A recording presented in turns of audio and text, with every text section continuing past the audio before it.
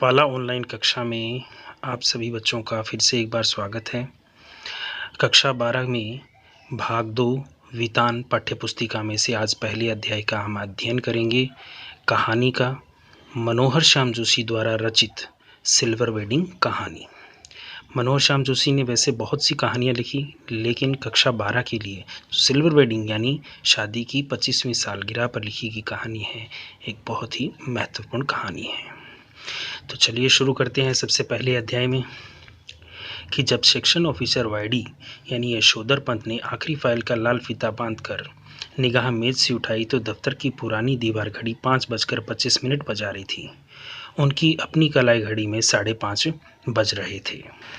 पंत जी अपनी घड़ी रोजाना सुबह शाम रेडियो समाचार से मिलाते हैं, इसलिए उन्होंने दफ्तर की घड़ी को ही सुस्त ठहराया और फाइल आउट ट्रे में डालकर उन्होंने एक निगाह अपने मातहतों पर डाली। मातहतों का मतलब है साथ काम करने वाले, जो उनके ही कारण 5 बजे के बाद भी दफ्तर में बैठने को मजबूर होते हैं। चलते चलते जूनियरों से कोई मनोरंजक बात कर दिन भर के शुष्क व्यवहार का निराकरण कर जाने की कृष्णानंद यानी किशनदा पांडे से मिली हुई परंपरा का पालन करते हुए उन्होंने कहा कि आप लोगों की देखा देखी सेक्शन की घड़ी भी सुस्त हो गई है। सीधे असिस्टेंट ग्रेड से आए नए छोकरे चड्डा ने, जिसकी बड़ी मोहरी वाली पतलून और ऊंची एड़ी वाले जूते पंतजू को समहाउ इम्प्रॉपर मालूम होते हैं, थोड़ी बदतमीजी की। एज यूजुअल बोला, बड़े बाबू आपकी इतनी चुनीदानी का क्या हाल है, वक्त सही देती है? पंत जी ने चड्डा की दृष्टता को अनदेखा किया और कहा, मिनट टू मिनट करेक्ट चलती है। चड्डा ने कुछ और दृष्ट होकर पंत जी की कलाई थाम ली और इस तरह दृष्टता का प्रकट विरोध करना यशोधर बाबू ने छोड़ दिया है। मन ही मन उस जमाने को याद जरूर करते हैं जब दफ्तर में किशनदा को भाई नहीं साहब कहते समझते थे। घड़ी की ओर देखकर वह बोला, बाबा आदम के ज़माने की है बड़े बाबू यह तो, अब तो डिजिटल ले लो, एक जापानी सस्ती मिल जाती है। यह घड़ी मुझे शादी में मिली, हम पुरानी चाल की, हमारी घड़ी पुरानी चाल की, अरे यही बहुत है कि अब भी राइट टाइम चल रही है, क्यों कैसी रही? इस तरह नहले का दहला जवाब देते हुए एक हाथ बढ़ा देने की परंपरा थी रेमसे स्कूल अल्मोड़ा से में, जहाँ से कभी यशोधर बाबू ने मैट्रिक की परीक्षा पास की थी और इस तरह के आगे बढ़े हुए हाथ पर सुनने वाले को बतौर दाद अपना हाथ मारा करता था और वक्ता श्रोता दोनों ठठाकर हाथ मिलाया करते थे। ऐसी ही परंपरा किशनदा के क्वार्टर में भी थी, जहां रोजी रोटी की तलाश में आए यशोधर पंत नामक एक मैट्रिक पास बालक को शरण मिली थी। कभी किशनदा कुंवारे थे और पहाड़ से आए हुए कितने ही लड़के ठीक ठिकाना होने से पहले उनके यहाँ रह जाते थे। मेज जैसी थी, मिलकर लाओ पकाओ खाओ। यशोधर बाबू जिस समय दिल्ली में आए थे, उनकी उम्र सरकारी नौकरी के लिए कम थी। कोशिश करने पर भी बॉय सर्विस में नहीं लगाए जा सके। तब किशनदा ने उन्हें मेस का रसोइया बनाकर रख लिया। यही नहीं, उन्होंने यशोधर बाबू को 50 रुपये उधार भी दिए और वह अपने लिए कपड़े बनवा सके और गांव पैसा भेज सके। बाद में इन्हीं किशनदा ने अपने ही नीचे नौकरी दिलवाई और दफ्तरी जीवन में मार्गदर्शन किया। चड्ढा ने जोर से कहा, बड़े बाबू आप किन ख्यालों में खो गए? मैनन पूछ रहा है कि आपकी शादी कब हुई थी? यशोधर बाबू ने सक पकाकर अपना बड़ा हुआ हाथ वापस खींचा और मेनन से मुखातिब होकर बोले, now let me see, I was married on 6 February 1947, यानी मेरी शादी 1947 को हुई थी। इस पर मेनन ने फौरन हिसाब लगाया और चहक कर बोला, many happy returns of the day sir, आज तो आपका सिल्वर वेडिंग है, शादी को पूरा 25 साल हो गया। यशोधर जी खुश होते हुए छेंपे और छेंपते हुए खुश हुए। यह अदा उन्होंने किशनदा से सीखी थी। तो इस तरह से यहाँ पर कहानी का जो विषय है सिल्वर वेडिंग, उस विषय का पूर्ण निर्धारण यहाँ पर हो जाता है। आगे कहानी में चड्ढा ने घंटी बजाकर चपरासी को बुलाया और कहा, सुन भाई भगवान दास, बड़े बाबू से बड़ा नोट ले और सारे सेक्शन के लिए चाय पानी का इंतजाम कर फटाफट। यशोधर जी बोले, अरे ये वेडिंग एनिवर्सरी वगैरह सब गोरे साहबों के चोचले हैं, हमारे यहाँ थोड़ी मनाते हैं। चड्ढा बोला, मिक्सचर मत पिलाइए गुरुदेव, चाय मट्ठी लड्डू बस इतना ही तो सौदा है, इनमें कौन सी आपकी बड़ी माया निकली जानी है। यशोधर बाबू ने जेब से बटुआ और बटुए में से 10 का नोट निकाला और कहा, आप लोग चाय पीजिए, दैट तो आई डू नॉट माइंड, लेकिन जो हमारे लोगों में कस्टम नहीं है उस पर इंसिस्ट करना, that somehow improper fried करता हूँ। चड्ढा ने 10 का नोट चपरासी को दिया और पुनः बड़े बाबू के आगे हाथ फैला दिया। एक नोट से सेक्शन का क्या होता, रुपये 30 हो तो चुग्गे भर का जुगाड़ हो सके। इस पर सारा सेक्शन जानता है कि यशोधर बाबू अपने बटुओं में 100-150 रुपए हमेशा रखते हैं, भले ही उनका दैनिक खर्च नगण्य है, यानी बिल्कुल भी खर्च नहीं करते, और तो और बस टिकट का खर्च भी नहीं। गोल मार्केट से सेक्रेटेरिएट तक पहले साइकिल से आते जाते थे, इधर अब पैदल आने जाने लगे हैं, क्योंकि उनके बच्चे आधुनिक युवा हो चले हैं और उन्हें अपने पिता का साइकिल सवार होना सख्त नागवार गुजरता है। बच्चों के अनुसार साइकिल तो चपरासी चलाते हैं, बच्चे चाहते हैं पिताजी स्कूटर ले लें, लेकिन पिताजी को समहाउ स्कूटर निहायत ही बेहुदा सवारी मालूम होती है, और कार जब अफोर्ड की ही नहीं जा सकती तो उसकी बात सोचनी ही क्यों। तो इस तरह से कहानी के इन 2 अध्यायों में हमारे एक चीज़ जो है वो समझ में आ रही है कि कहानी में यशोधर बाबू एक पुरातनपंथी विचारधारा के भी हैं और साथ ही साथ अपने कस्टम, अपने संस्कृति, रीति रिवाज से जुड़े हुए व्यक्ति भी हैं।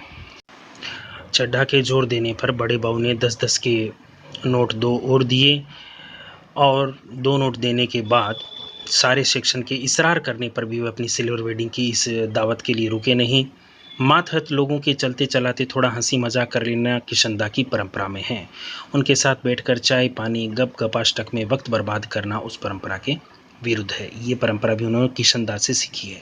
इधर यशोधर बाबू ने दफ्तर में लौटते हुए रोज बिड़ला मंदिर जाने और उसके उद्यान में बैठकर कोई प्रवचन सुनने अथवा स्वयं ही प्रभु का ध्यान लगाने की एक नई रीत अपनाई है। यह बात उनके पत्नी बच्चों को बहुत अखरती है। बच्चा, बब्बा आप कोई बूढ़े थोड़ी ना जो रोज़ रोज़ मंदिर जाएं, इतने ज़्यादा व्रत करें, ऐसा कहते हैं। यशोधर बाबू इस आलोचना को अनसुना कर देते हैं। सिद्धांत के धनी की किशनदा के अनुसार यही निशानी है। बिड़ला मंदिर से उठकर यशोधर बाबू पहाड़गंज जाते हैं, घर के लिए साग सब्जी खरीद लाते हैं, किसी से मिलना मिलाना हो तो वह भी इस समय कर लेते हैं। तो भले ही दफ्तर 5 बजे छूटता हो, वह घर 8 बजे से पहले नहीं पहुंचते। आज बिड़ला मंदिर जाते हुए यशोधर बाबू की निगाह उस अहाते पर पड़ी जिसमें कभी किशनदा का 3 बेडरूम वाला क्वार्टर हुआ करता था, जिस पर इन दिनों एक 6 मंजिला इमारत बनाई जा रही है। इधर से गुजरते हुए कभी के DIZ एरिया की बदलती शक्ल देखकर यशोधर बाबू को बुरा सा लगता है। ये लोग सारा गोल मार्केट क्षेत्र तोड़कर यहाँ एक मंजिला क्वार्टरों की जगह ऊंची इमारतें बना रहे हैं। यशोधर बाबू को पता नहीं वे लोग ठीक कर रहे हैं कि गलत कर रहे हैं। उन्हें ये ज़रूर पता है कि उनकी यादों के गोल मार्केट को ढहाए जाने का गम मनाने के लिए उनका ये इस क्षेत्र में डटे रहना निहायत ज़रूरी है। उन्हें एंड्रूगंज, लक्ष्मीबाई नगर, पंडारा रोड आदि नई बस्तियों में पद की गरिमा के अनुरूप D2 टाइप क्वार्टर मिलने की अच्छी खबर कई बार आई, मगर हर बार उन्होंने गोल मार्केट को छोड़ने से इनकार कर दिया। जब उनका क्वार्टर टूटने का नंबर आया तब भी उन्होंने इसी क्षेत्र को इन बस्तियों में बचे हुए क्वार्टरों में अपने नाम एक अलॉट करा लिया। पत्नी यह पूछने पर भी जब यह भी टूट जाएगा तब क्या करेंगे, तो उन्होंने कहा तब की तब देखी जाएगी। कहा और उसी तरह मुस्कुरा दिए जिस तरह किशनदा फिकरा कहकर मुस्कुराते थे। सच तो यह है कि पिछले कई वर्षों से बच्चों और यशोधर बाबू की पत्नी बच्चों के हर छोटी बड़ी बात में मतभेद होने लगे हैं। इसी वजह से वह घर जल्दी लौटना पसंद नहीं करते। जब तक बच्चे छोटे थे तब तक उनकी पढ़ाई लिखाई में मदद कर सकते थे, लेकिन अब बच्चे बड़े हो गए हैं, इसलिए अब उनकी ज़रूरतें, उनकी अपनी इच्छाएं अपने अनुसार ही जीवन जीने की सीख देते हैं। यशोधर जी का अब बड़ा लड़का एक प्रमुख विज्ञापन संस्था में नौकरी पा गया है। यद्यपि समहाउ वंशीधर यशोधर बाबू को अपनी साधारण पुत्र की असाधारण वेतन देने वाली यह नौकरी कुछ समझ में नहीं आती। वह कहते हैं कि 1,500 रुपया हमें तो अब रिटायरमेंट के पास पहुंचकर मिला है। शुरू में ही 1,500 रुपया देने वाली इस नौकरी में ज़रूर कुछ पेंच होगा, यानी कुछ गड़बड़ है। यशोधर जी का दूसरा बेटा दूसरी बार IAS देने की तैयारी कर रहा है। यशोधर जी के लिए समझ सकना असंभव है कि जब वह पिछले साल एलाइड सर्विस की सूची में मानो काफ़ी नीचे आ गया था, तब इसने ज्वाइन करने से इनकार क्यों कर दिया। उनका तीसरा बेटा स्कॉलरशिप लेकर अमेरिका चला गया है। उनकी एकमात्र बेटी है, न केवल तमाम प्रस्तावित वर्ष अस्वीकार करती चली जा रही है, बल्कि डॉक्टरी की उच्चतम शिक्षा के लिए स्वयं भी अमेरिका चले जाने की धमकी दे रही है। यशोधर बाबू जहां बच्चों की इस तरक्की से खुश होते हैं, वहां समहाउ यह भी अनुभव करते हैं कि वह खुशहाली भी कैसी जो अपनों में परायापन पैदा करे। अपने बच्चों द्वारा गरीब रिश्तेदारों की उपेक्षा उन्हें समहाउ जस्ती नहीं। एनीवे जनरेशनों में गैप होता है, सुना है, ऐसा कहकर स्वयं को दिलासा देता है पिता। यद्यपि यशोधर बाबू की पत्नी अपने मूल संस्कारों में किसी भी तरह आधुनिक नहीं है, तथापि बच्चों की तरफदारी करने की मात्र सुलभ मजबूरी ने उन्हें भी मॉड बना डाला है, यानी आधुनिक बना दिया है। कुछ यह भी है कि जिस समय उनकी शादी हुई थी यशोधर बाबू के साथ गांव से आए ताऊजी और उनके 2 विवाहित बेटे भी रहा करते थे। इस संयुक्त परिवार के पीछे ही पीछे बहुओं में गजब के तनाव थे, लेकिन ताऊजी के डर से कोई कुछ नहीं कह पाता। यशोधर बाबू की पत्नी को शिकायत है कि संयुक्त परिवार वाले उस दौर में पति ने हमारा पक्ष कभी नहीं लिया, बस जिठानियों की ही चलने दी। उनका यह भी कहना कि मुझे आचार व्यवहार के ऐसे बंधनों में रखा गया मानो मैं जवान औरत नहीं बुढ़िया थी। जितने भी नियम इनकी बूढ़ी ताई के लिए थे वो सब मेरे लिए भी बनाए गए। इस तरह से यशोधर बाबू की पत्नी अपने बच्चों से तरफदारी पाने के लिए, और बच्चे जो हैं वो अपनी मातृ सुलभ इच्छा से या कह दें कि भी अपनी विचारधारा से पिता को रूढ़िवादी मानते हैं, और इसी वजह से वो क्या करते हैं इस कहानी के अंदर अपने पिता की बातों को विचारों को नहीं मानते। यशोधर बाबू की पत्नी अपने बच्चों के समक्ष ये कहती है कि बुढ़िया ताई के लिए थे वे नियम सब मुझ पर भी लागू करवाया करते थे, ऐसे कहती है घरवाली बच्चों से। बच्चे उससे सहानुभूति व्यक्त करते हैं और ये कहते हैं कि ये सब जो पुरानी विचारधारा दकियानुसी बातें हैं, तुम्हारी ये बाबा आदम के ज़माने की बातें मेरे बच्चे नहीं मानते तो इसमें उनका कोई कसूर नहीं। मैं भी इन बातों को उसी हद तक मानूंगी जिस हद तक सुविधा हो। अब मेरे कहने पर यह सब ढोंग ढकोसला नहीं हो सकता, साफ बात है। धर्म कर्म कुल परंपराओं सबको ढोंग ढकोसला कहकर घरवाली आधुनिकता से आचरण करती है तो यशोधर बाबू सानियल बुढ़िया चटाई का लहंगा बूढ़ी मुँह मुहासे लोग करे तमाशे कहकर उसके विद्रोह को मजाक में उड़ा देना चाहते हैं, अनदेखा कर देना चाहते हैं, लेकिन यह स्वीकार करने को बाध्य हो जाते हैं कि तमाशा स्वयं उनका बन रहा है। फिर उनका ध्यान इस ओर गया कि बालजती किशनदा बुढ़ापा सुखी नहीं रहा। उनके तमाम साथियों ने हौज खास ग्रीन पार्क कैलाश कहीं न कहीं ज़मीन ली, मकान बनाया, लेकिन उसने कभी इस ओर ध्यान नहीं दिया। रिटायर होने के 6 महीने बाद उसे क्वार्टर खाली करना पड़ा। तब हद हो गई जो उनके द्वारा उपकृत कितने सारे लोगों में से एक ने भी प्रस्ताव नहीं रख पाए, क्योंकि उस समय तक उनकी भी शादी हो चुकी थी और उनके 2 कमरों के क्वार्टर में 3 परिवार रहा करते थे। किशनदा कुछ साल राजेंद्र नगर किराए के क्वार्टर में लेकर रहे, फिर अपने गांव लौट गए, जहां साल भर भी उनकी में मृत्यु हो गई। ज़्यादा पेंशन खा नहीं सका बेचारा। विचित्र बात यह है कि कोई बीमारी नहीं हुई, बस रिटायर होने के बाद मुरझाता सूखता ही चला गया।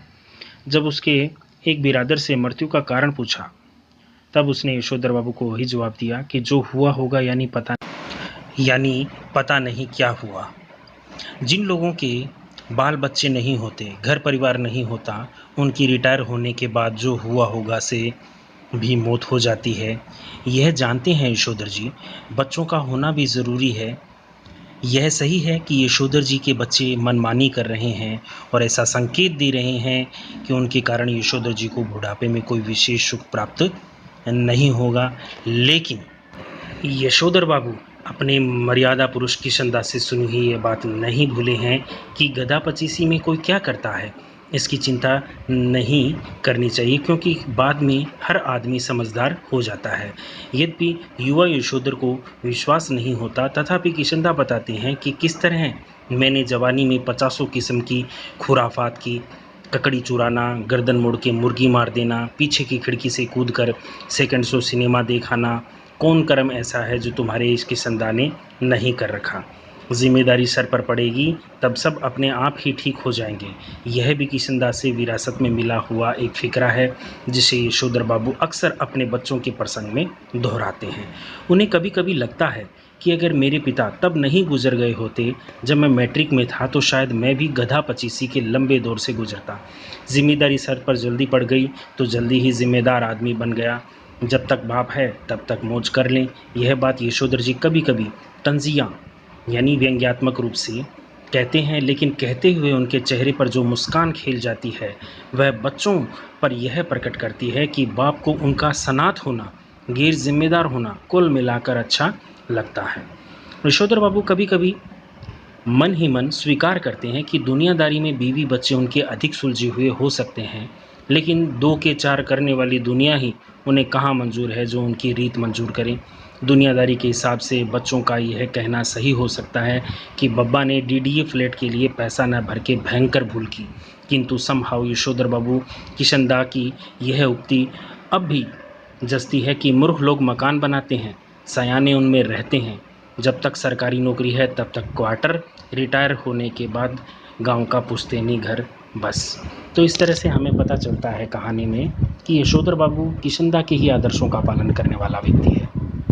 यशोधर बाबू के अपने कोई नियम नहीं हैं, जो उन्होंने अनुभव लिया है अपने जीवन में, क्योंकि मैट्रिक की परीक्षा पास करने के बाद दिल्ली आने पर केवल किशनदा के मार्गदर्शन में उन्होंने अपना जीवन जिया। आगे की कहानी हम अगले अध्याय में पढ़ेंगे।